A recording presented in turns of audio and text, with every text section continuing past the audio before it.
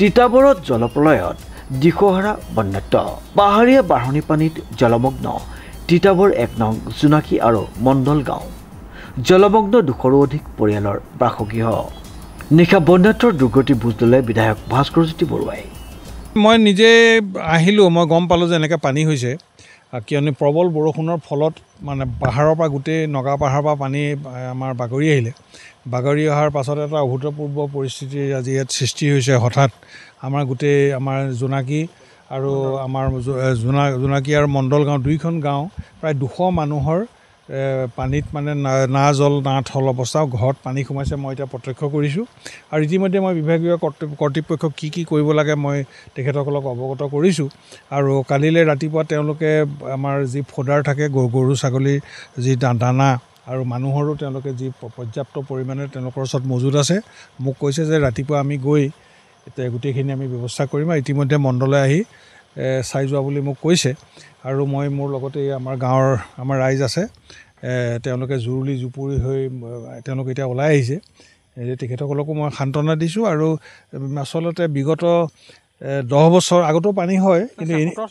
17 চনত পানী প্ৰায় 10 বছৰ 8 বছৰ মূৰত এনেকুৱা ধৰণৰ পানী আমাৰ হৈছে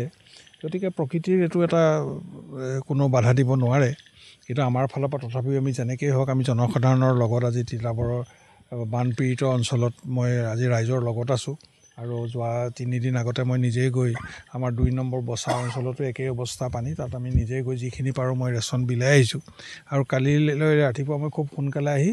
পুনৰ মই এই গোটেই স্থিতিটোৰ মই পৰ্যবেক্ষণ কৰি আৰু কি সুবিধা কৰিব পাৰি বানপীড়িত ৰাইজক মই তাৰ ব্যৱস্থা উল্লেখযোগ্য যে যোৰহাট জিলাৰ তিতাবৰ সমষ্টিৰ পশ্চিম প্ৰান্তত থকা ১ নং জোনাকী আৰু মণ্ডল গাঁৱত এতিয়া নাজল নাথল অৱস্থা ৰাইজৰ নাগালেণ্ডৰ পৰা বৈ অহা পাহাৰীয়া বাঢ়নী পানীত জলমগ্ন ২০০ৰো অধিক পৰিয়ালৰ বাসগৃহ আমাৰ পানী যিখিনি মানে আগতো হৈছিলে পানী ধৰক এতিয়াও আগত প্ৰায় 5 বছৰমান চাই এতিয়া হৈছে নোৱাই হোৱা বুলি কৈছে তাৰপিছত এতিয়া আকৌ নতুনকৈ এইটো পানী আৱিৰ্ভাৱ হৈছে বুলিয়ে ক'ব লাগিব মানে এতিয়া বৰ্তমান আমাৰ প্ৰায় মানে 200 ঘৰ মানুহৰ ঘৰত প্ৰায় ভিতৰতে সোমাইছে মানুহৰ ঘৰ প্ৰায় কিছুমান ধৰক মৃত্যু ঘৰ আছে কিছুমান আশ্ৰয় শিবিৰত মানে তেনেকৈ আশ্ৰয় শিবিৰ বুলি লোৱা নাই ৰাস্তা কিনাৰত আছে 2-4 ঘৰ ধৰি লওক তেনেকৈ আৰু গৰু ছাগলীৰ কথা ক'বই নাই বুজি পাইছে গৰু ছাগলী কুকুৰা পানী উঠিয়ে গ'ল যোৱা ৰাতি তাকে সমস্যা হ'ব কিছুমান ৰাস্তা পদূলিও ধৰি লওক স্থানীয় যিবোৰ কেঁচা ৰাস্তা আছে সেই ৰাস্তাখিনি ভাগি গৈছে সেইখিনিয়ে কথা আৰু প্ৰশাসনে বৰ্তমান এতিয়ালৈকে আমাৰ প্ৰশাসনৰ কোনো অহা নাই ধৰক আমাৰ স্থানীয় বিধায়ক ছাৰ আহিছে আমাৰ ৰাইজৰ ছাৰে অহাৰ কাৰণে খুবেই ভাল পাইছোঁ আমাৰ স্থানীয় বা গাঁওবুঢ়াও যদি নাই অহা ধৰি লওক আমাৰতো কিন্তু এজন গাঁওবুঢ়া আহিছোঁ বুলি কৈছিলে বাৰু যিজন মেলাৱতী পঞ্চায়তত তেখেতে বিলগাঁও পৰে যে তেখেত আহিছোঁ বুলি কৈছিলে মই ফোন কৰিছিলোঁ কিন্তু আমাৰ এজন গাঁওবুঢ়া এতিয়ালৈকে বৰ্তমান দেখা সাক্ষাৎ হোৱা নাই আৰু বেলেগ প্ৰশাসন বিষয়া নাই কিন্তু প্ৰথম আমাৰ স্থানীয় বিধায়ক ছাৰে প্ৰথম পদাৰ্পণ কৰিছে নাই অহা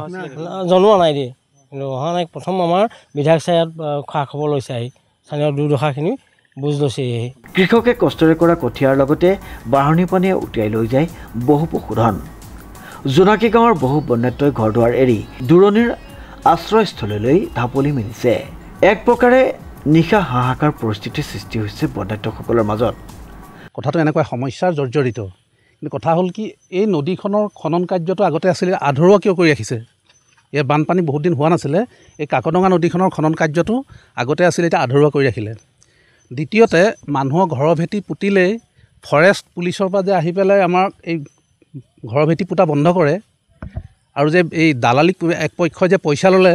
বৈধ হৈ যায় অবৈধ মাটিটো কেনেকৈ বৈধ হয় জেচিবি দাম কি নুনীয়া পাম নেকি আমি মাটি খান্দি পিনে ঘৰৰ ভেটি পুতিবলৈ বাৰী পুতিবলৈ জেচিবি দাম পাই নাখান্দি কিহে খান্দি আমি ৰাস্তা বনাম বা আপোনাৰ ঘৰৰ ভেটি পুতিম ঘৰৰ ভেটি যাৰ পুত গৈছে ঘৰ জ্বলি যোৱা আৰু ঘৰৰ বাৰী ঘৰ যাৰ পুত মানে পানীত তল গৈছে তেখেতলোকে মানে অনুভৱ কৰিব পাৰিছে যে কি পৰিস্থিতি হৈছে লেপ তুলি ডিভান সমস্ত পানীৰ তলত গৈছে গৰু ছাগলী গৈছে কি পৰিস্থিতি আছে বাৰীত ৰুই থোৱা বাৰীখন পাতিছেহে নতুনকৈ লাও কোমোৰা বেঙেনা এইখিনিতো গৈছে কল কুঁহিয়া সেইখিনিতো একেবাৰে নষ্ট হৈছে তাক লৈ আমি বহুত দুখিত আৰু এই যে মাটি খান্দিলে ঘৰৰ ভেটি পুতিব নোৱাৰে বুলি যে চৰকাৰে এইটো এটা আইন বান্ধি থৈছে এটা কথা সত্য ম্যাদী পতা মাটি খান্দি পুতিব লাগে ম্যাদী পতা আমাৰ গোটেই এৰিয়াততো নাই ক'ৰ পৰা মাটি পাব সেয়াই বিশেষ ক'ব লগা নাই আমাৰ ৰাইজৰ অতিকৈ কঠীয়া এতিয়া ভৰ খেতি আৰু কঠীয়া নাইকিয়া হ'ব এতিয়া কঠীয়া শেষ হ'ব আৰু এখেতলোকৰ বৃহৎ